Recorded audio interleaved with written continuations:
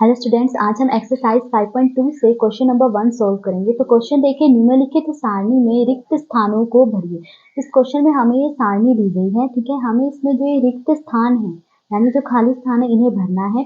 जहाँ एपी का प्रथम पद ए, सार्व अंतर डी और एनवा पद एन है, ठीक है। तो यहाँ पे सारणी देखिए, फर्स्ट पार्ट देखिए, यहाँ पे जो ए है ये एपी का पहला पद है, यानी पहला पद जो हमें 7 दिया गया है। फिर सार्व अंतर डी 3 दिया गया है और एन 8 दिया गया है, ठीक है। एन यहाँ पर पदों की संख्या है, यानी इस एपी में कुल 8 पद हैं, ठीक है। अब एन हमें इसमें निकालना है। अब देखिए, उसके लिए हम इस फॉर्मूले का यूज करेंगे। हमें पता है कि ए एन बराबर होता है ए प्लस ब्रैकेट में एन माइनस 1 डी। अब देखिए, इस फॉर्मूले का यूज करते हुए आप एपी का कोई सा भी पद निकाल सकते हैं। अगर आपको 11वां पद निकालना है तो एन की जगह 11 रख लीजिएगा। अगर 12वां पद निकालना है तो एन की जगह 12 रख लीजिएगा। अब मुझे यहाँ पर ए एन निकालना है, ठीक है। अब क्वेश्चन में देखिए, फर्स्ट पार्ट में दिया है कि ए यानी कि पहला पद क्या है 7, फिर प्लस एन मुझे क्या दिया गया है, देखिए एन मुझे दिया गया है 8। तो मैं यहाँ n की जगह क्या लिख लूंगी 8 माइनस 1 ऐसे लिखा, और d यानी सार्व अंतर d दिया गया है 3, तो यहाँ d की जगह 3 आ जाएगा। फिर देखिए 7 ऐसे लिखा प्लस 8 में से 1 माइनस करूंगी, क्या आएगा 7 और ब्रैकेट में क्या है 3। तो देखिए 7 ऐसे लिखा, फिर प्लस 7 गुना 3 कितना आया 7 के 21, 7 प्लस 21 क्या आ गया 28, यानी जो an है कितना आया 28। तो देखिए हमें यहाँ पर an ही निकालना था, an आ गया 28। अब ये है सेकंड पार्ट। सेकंड पार्ट में देखिए हमें a दिया है -18, d नहीं पता, हमें इसमें d यानी सार्व अंतर निकालना है। n दिया है 10 और an दिया है 0। तो देखिए हम इसी फॉर्मूले का यूज करेंगे, ठीक है। an मुझे दिया है 0 बराबर a दिया गया है -18, तो a की जगह -18 आ गया, फिर प्लस n दिया है 10, तो n की जगह 10, फिर -1, d नहीं पता तो d की जगह यहाँ d लिख लिया, फिर 0 बराबर -18 प्लस 10 में से 1 माइनस करूंगी, क्या आ गया 9, तो साथ में क्या है d। फिर देखिए -18, इससे मैं 0 किस तरफ ले जाऊंगी तो प्लस का 18 हो जाएगा, फिर बराबर यहाँ क्या रह गया 9 डी। अब देखिए 9 जो है यहाँ डी के साथ गुणा में है, जब मैं इस 9 को बराबर के दूसरी तरफ ले जाऊंगी तो 18 के बटे में 9 आ जाएगा। तो देखिए डी यही रहा, ठीक है, और 9 जो है इस 18 के बटे में आ गया, तो 18 के बटे में आ गया 9। अब ये दोनों 9 से कटे हैं, 9 एकम 9, 9 दूनी 18, तो डी की वैल्यू क्या आ गई 2। डी ही निकालना था हमें, तो यानी जो सार्व अंतर है वो क्या है 2। अब थर्ड पार्ट में देखिए, मुझे ए निकालना है, ए नहीं पता यानी पहला पद नहीं पता, ए निकालना है। बी यानी सार्वंतर दिया है -3, एन दिया है 18 और ए एन दिया है -5, तो मुझे ए निकालना है। तो देखिए इसी फॉर्मूले का यूज करेंगे, ए एन बराबर ए प्लस एन माइनस 1 डी, ठीक है। ए एन दिया गया है -5, तो ए एन की जगह यहाँ मैं -5 लिख लूंगी, ए हमें नहीं पता तो यहाँ ए ही लिख लिया, फिर प्लस एन हमें दिया गया है 18, तो एन की जगह 18 आ गया, फिर -1 और डी दिया है -3।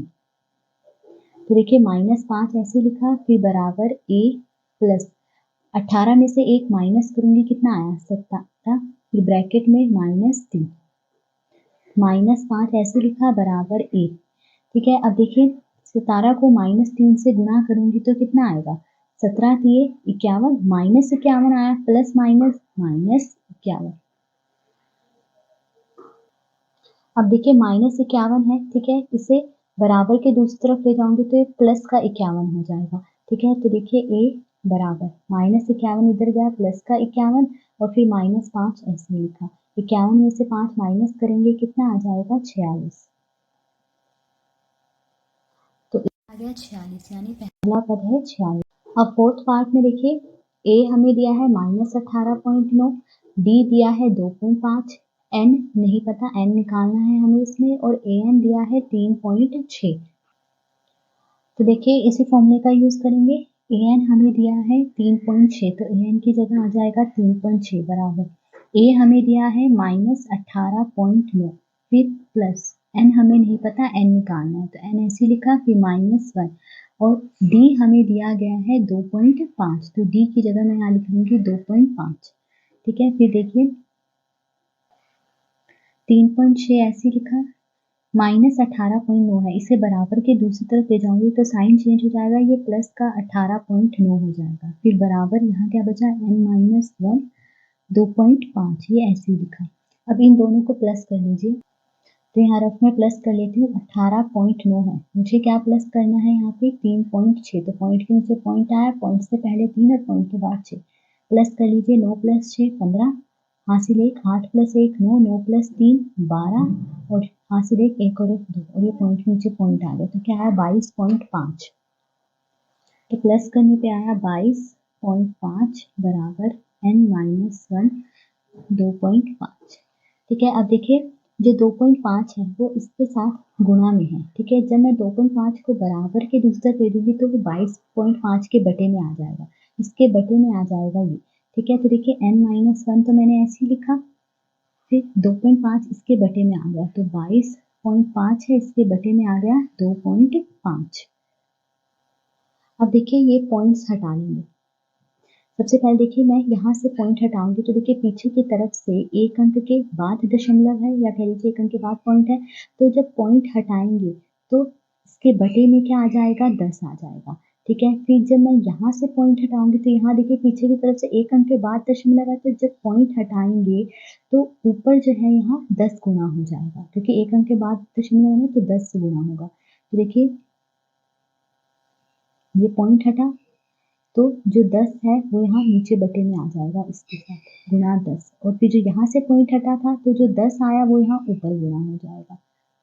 ठीक है, अगर 2 अंकों के बाद दशमलव होता तो 100 गुणा होता। ठीक है, अब देखिए 10 से 10 तो कट गया, ये दोनों 25 से कट जाएंगे, 25 एकम 25, 25 में 225, तो क्या आ गया 9।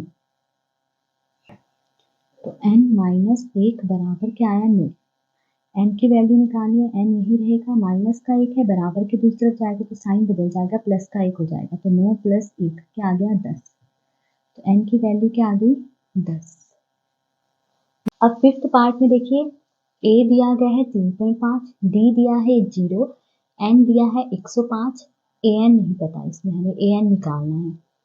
तो देखिए हमें पता है कि an बराबर होता है a प्लस ब्रैकेट में n-1 d, an निकालना है। ठीक है, a हमें दिया गया है 3.5, तो a की जगह 3.5 लिख दिया, फिर प्लस ब्रैकेट में n क्या दिया गया है हमें 105, तो n की जगह 105 फिर -1 ऐसे लिखा, और d क्या दिया गया है 0।